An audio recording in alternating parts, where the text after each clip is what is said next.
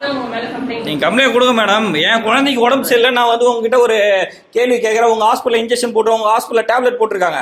நீ என்ன கேட்க எப்படி இங்கே போகிறாங்கன்னா உங்களுடைய ஹாஸ்பிட்டலில் இருக்கிறத நீங்கள் எப்படி நீங்கள் அலோட் பண்ணுறீங்க? வந்து 1 ஹவராக வெயிட் பண்ணுறோம். 10 மணிக்கு வரீங்க, ஸ்கூலுக்கு போகிற புள்ள 9 மணிலேருந்து வெயிட் பண்ணுறாங்க. ஓ சரி சரி.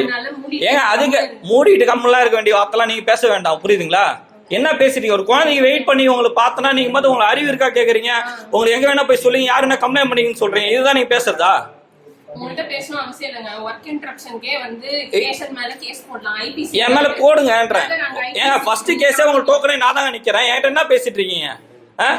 வல்கர வார்த்தை விடுறீங்க, ராங்க வார்த்தை விடுறீங்க. என் சீட்ல நீங்க வேணா உட்காந்து பாருங்கன்றீங்க.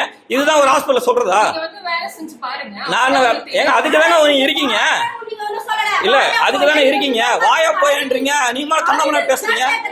நீங்க இந்த மாதிரி சீன் கிரியேட் பண்றது எங்க வேணா வீடியோ போட்டுக்கோங்க. ஆனா உங்களுக்கு கடவுள் என்ன செய்யணுமோ ஏன் கடவுள்ல கொஞ்ச முன்னாடி தான் கம்ப்ளைண்ட் கொடுக்க போறேன் நீங்க ஸ்டேஷன்ல.